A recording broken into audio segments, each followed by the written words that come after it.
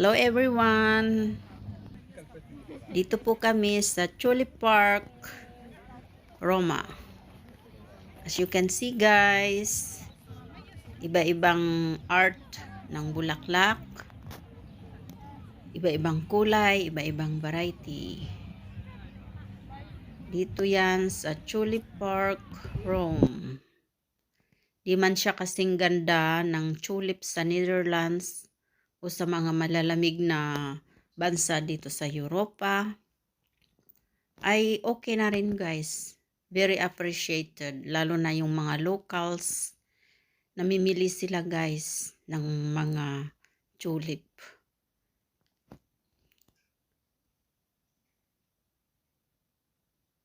Ang weather dito sa Rome ay hindi kasing lamig sa Netherlands. Kaya ganyan lang ang kalalabasan guys ng mga tulip dito. Hindi siya matangkad at may mga hindi rin talaga lumaki.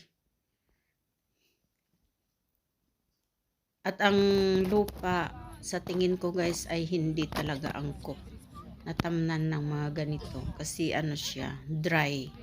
Hindi siya moist. Nakatulad sa mga lupa sa Poland. Nanggaling na rin ako sa Ukraine guys at hindi rin siya ganito. Malulusog ang mga tulip doon kahit sa baku-bakuran lang ng mga amo. So ayan, enjoyin na rin kahit papano. Ayan, bit ko ang yellow. Nasa Netherlands kami. Netherlands dito sa Roma. Nagtyaga kami sa Sandak Naso. Togli per favore. Niente, devo fare un sopra. Vai.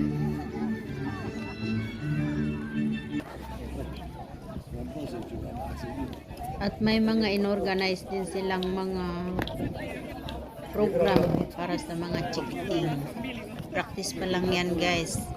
Di na namin naantay kasi pauwi na rin kami magabihan.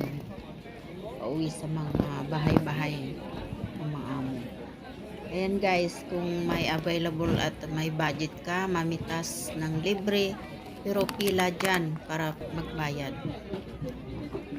Kung nagustuhan mo ang video ito guys, paki-like, comment, and subscribe para lumaki ang aking channel. See you next time guys.